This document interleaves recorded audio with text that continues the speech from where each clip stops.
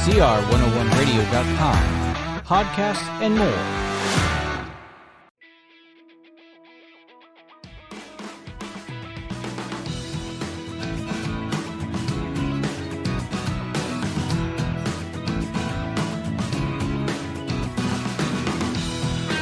And welcome back to Preschool Pioneers. I'm your host, Jeremy Walker. You can follow us on our parent network, CR101 Radio, on social media such as Facebook, Twitter, MeWe, Gab, YouTube, and Liberty News Radio. You can subscribe to this podcast on your preferred platform so that you never miss an episode. Visit cr101radio.com/preschool pioneers for these links. Well, welcome back, everybody. Time to get started on another episode here, entitled T is for Tantrums, Understanding Aggressive and Violent Behavior of Children and What to Do About It. Well, welcome back, everybody. As I said, Jeremy Walker is my name, and if you don't know who I am a Christian minister. I am a husband. I'm a father of 11. I am a grandfather of 1 and have been working in early Christian childhood education now for 20-plus years.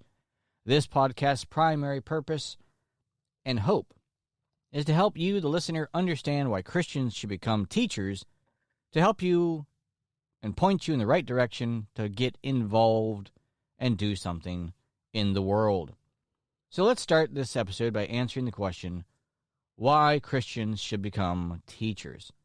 Well, Christians should become teachers because children need guidance.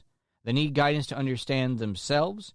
They need guidance to understand how to control not only what they do right now, but also what direction to point themselves in the future. And this is one reason why Christians should become teachers. Well, T is for tantrums. I want to convey the thought to our listeners here of children, which I know you've seen them, either your own child or someone else's, where they are screaming, throwing themselves down, maybe becoming aggressive, slapping, hitting, kicking, biting, throwing things. This is what we call a tantrum. Now, I would like to think, and I'd like to say, that tantrums are limited to young children.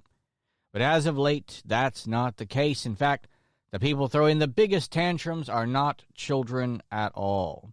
These are people who are grown. These are people who have been raised their entire lives to believe that to get your way, to get what you want, you just have to scream loud enough. You just have to make enough noise. You just have to throw enough insults. Maybe you have to destroy stuff. Or maybe you might even have to harm somebody who finally just won't listen to you, and there needs to be a full-scale revolt against the people, persons, and institutions that won't give you your way. You bunch of babies. That's what you are. A bunch of babies. Grow up, you pathetic people who never learned how to be adults. And you know what? People like to demonize the youth. People like to demonize those who are in colleges who sit down when their preferred political candidate is not elected to office. And they're going to throw themselves on the floor and scream, "Ah!" Why? Simply because they didn't get their way. You bunch of babies, you bunch of losers.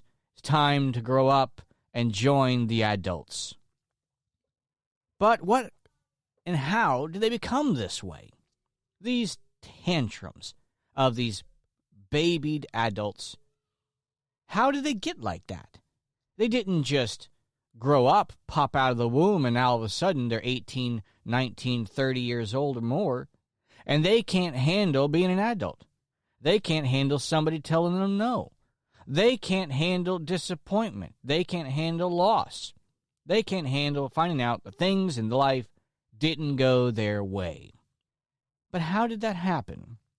Well, that's exactly what we kind of want to talk about today. understanding aggressive and violent behavior, both in children and also, as we talked about, the childlike babies that we call adults, and, of course, what we can do about it. But before you can do something about something, you have to understand where it came from. And that's what education is about. So let's go ahead and start with something. Understanding how we got here. First, you have to have a standard. The standard is always either humanism or it is Christianity. It is either man or it is God, Jesus Christ himself. You have to have a standard. Without knowing where the standard is, you're just complaining about the symptoms, but you're not getting to the disease. And that right there is the main problem. Everybody wants to complain. Everybody wants to have a podcast. Everybody wants a newscast. Everybody wants a video. They want to watch somebody behaving badly. They want to just complain about what's going on. But they don't really want to understand it. And then not only do they not want to understand it, they don't want to know what to do about it. They just want 5 minutes of fame. They want to entertain you. They want to let you laugh. Ha ha ha, look at the crazy liberals. No. You should feel sorry for these people. You should. You should have pity for such people. Because not only are they going to destroy themselves and their futures because they can't get beyond the tantrums of a 2-year-old, but they're also going to try to tear down everyone and everything around them. They can't do anything but destroy. And so we're going to draw some analogies. We're going to draw some images from real life about what goes on with children, what goes on with tantrums, and then what we see in the real world and how these little tantrum children grow up and do the same things as adults. Their mentality hasn't changed. Their maturity has not changed. The only thing that has changed is that their bodies have grown and they've gotten older. But nothing has happened. Maturity did not take place. Their spiritual, religious, and moral growth was retarded at infancy and in childhood. And therefore, they never got to grow. People get very upset right now, and rightfully so, talking about puberty blockers. These are chemicals and drugs injected into the body to purposely retard the natural course and growth of the human body in either a male or a female. And people are all up in arms and all up upset about it because this is going to hurt and destroy these children forever. Their bodies will never recover.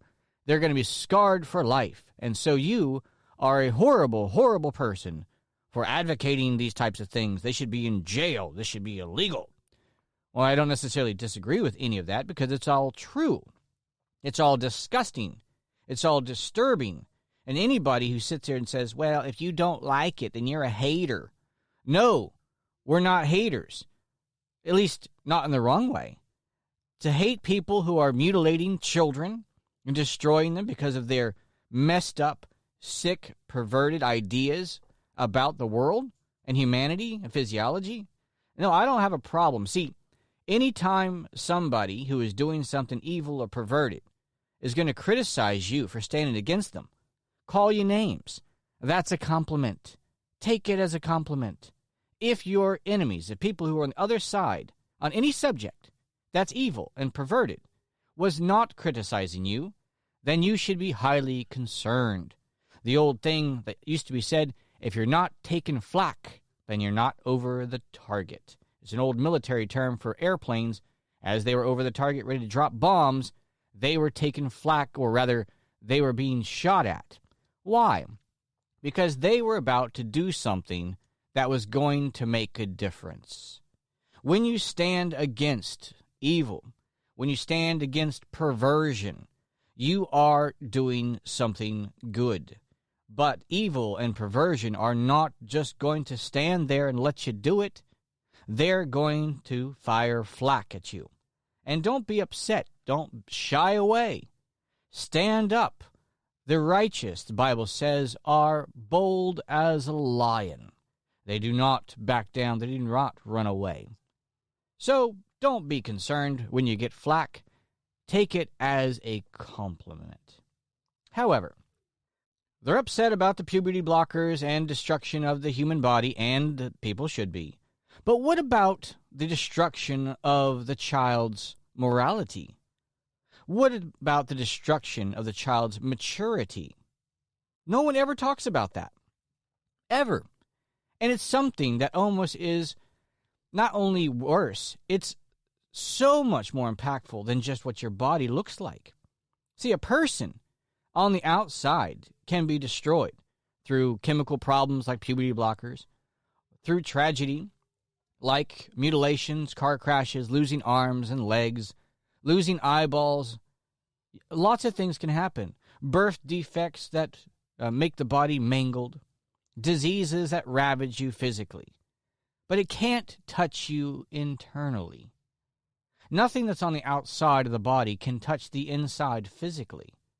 However, your teaching can. Your direction can. And that is the most important thing that nobody ever talks about, is the outside is not as important as the inside. It is much more important for you to protect the heart, mind, and soul of a child than it is their body. Though both important, the inside is so much more important. The inside directs everything on the outside. The hands do not decide to do things on their own. The willpower of the individual causes it to move. Now, the individual can move their hands to help and heal others, to build their community, to help their family, to be productive, or they can use their hands to destroy themselves, tear down society, and hurt others. See, people don't understand this. They don't look at it from this perspective and say the retardation of your maturity and your morality is far, far more devastating than just your body. See, the tantrums, young children, they are learning at a youngest of ages. Now, we're not talking 5. We're not talking 4. We're not talking 3. We're talking 2 and 1. These are the most impactful years where a child newly born into the world, finally coming to cognitive reasoning abilities, to see the world as it is. And they are now trying to figure the world out. How does this wonderful place work? What is it? What can I do in it? What can I not do in it? Can I exert my will upon it? I recently watched a movie, which is very interesting. It's called Vengeance. And in the movie, it was directed and written by B.J. Novak, I believe it was, one of the guys from The Office. But a very interesting and very thoughtful type of movie. And one of the things in it, which is very interesting, was they're having a discussion about how each of us, mankind, gets a chance through life to make their mark here in the real world. You get a chance by God given to you, life, to make a difference. You can be a godly influence, you can make a godly impact, and you can also try to be destructive. Each of us in our lives gets to make choices, not choices that are outside of God's providence and understanding and control, but nonetheless choices that are our own. And either we are going to be making positive differences in the world, or we are going to be making negative contributions to our world. And that's what we're going to be doing with this sacred thing that we call life. Opportunities either used or squandered, but this is our lot in life. What are we going to do with it? But the 2-year-old, there's a famous thing called the terrible twos. Why they call it terrible twos? Because this is when a child is finally, really, kind of finding their willpower. And now they're fighting the parent for control over their lives and what they do. This is when, traditionally, the tantrum starts. The tantrum is something that's simple. It's violent. It's aggressive, usually unreasonable. But it is something that is not always and normally not about wanting something. That's very important. It's not about wanting something and getting something. See, if you think that you can make every person happy, you're wrong. That is not possible. It is not possible to make every person happy just by giving them what they want. Our deluded political activists out there just think if everybody just had money, we'd all be happy.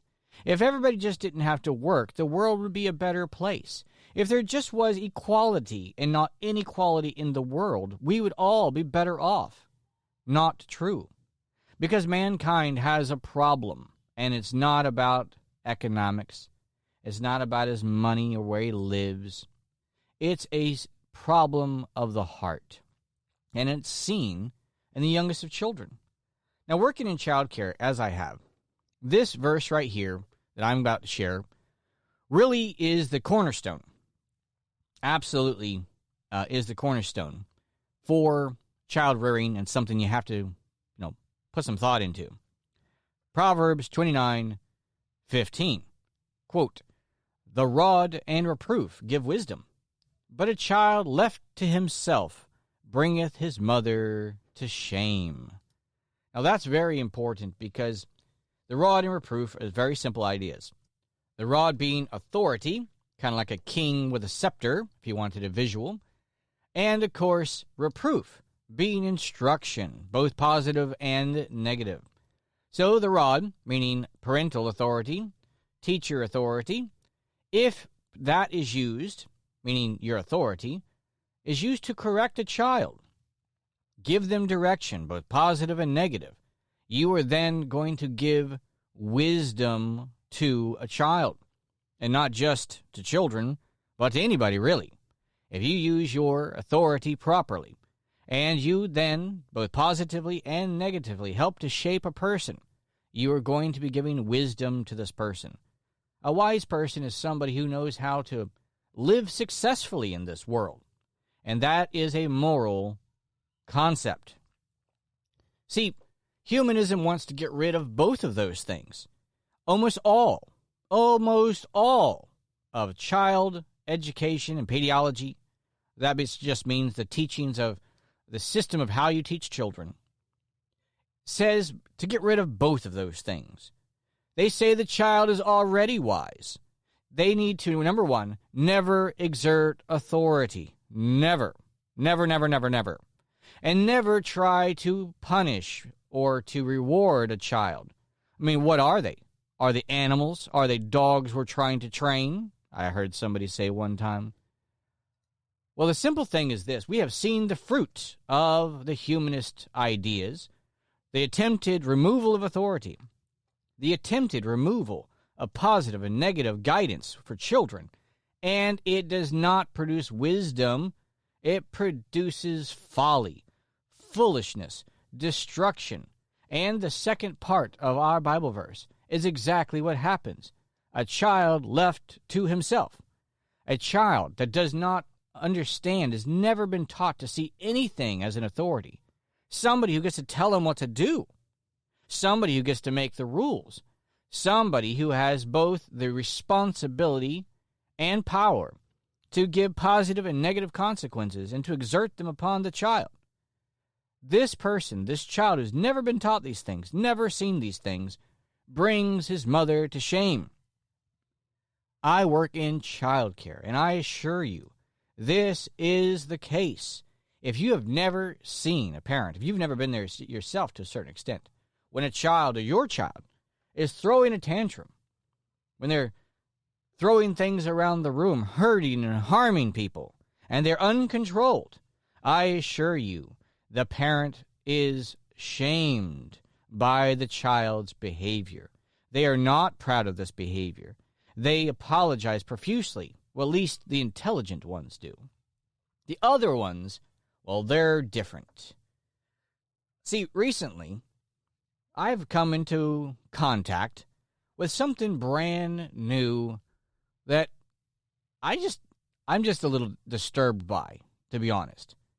They're calling them COVID babies. COVID babies. Now, what is a COVID baby? A COVID baby is a child who's been born in the last couple of years. So you can put that roughly since 2020. So about 2 years old, maybe pushing to 3 years old. These are people who spent quite a bit of their time in lockdown, maybe out of work. They spent all their time with their child. So their child didn't really spend time outside of their home. So very limited contact. So no preschool, no formal schooling of any sorts. They didn't go to the park. They didn't have any play dates. These were people who had their children, for the most part, isolated with them at their home. So the only real contact, the only idea, the shaping of the world for these children, what they got to see about what was possible, not possible, restrictions and all the rest, came from their parent. And let's just say, boy, oh boy, did they do a bad job. Now, I don't think there's anything wrong with saying that there is a concept of good parenting and bad parenting. If somebody was leaving their child unattended in the parking lot as they decided to go shopping inside, we would all be like, well, that's bad parenting. And, of course, if they were diligent and took the child with them and watched them properly, we would say, well, that's a good parent. And so we shouldn't get rid of the definitions of good and bad. We should. It helps us gauge ourselves and the reproof that we need. See, not only is it children that we don't want reproved, us as adults, because we are no longer mature, don't want to be reproved either.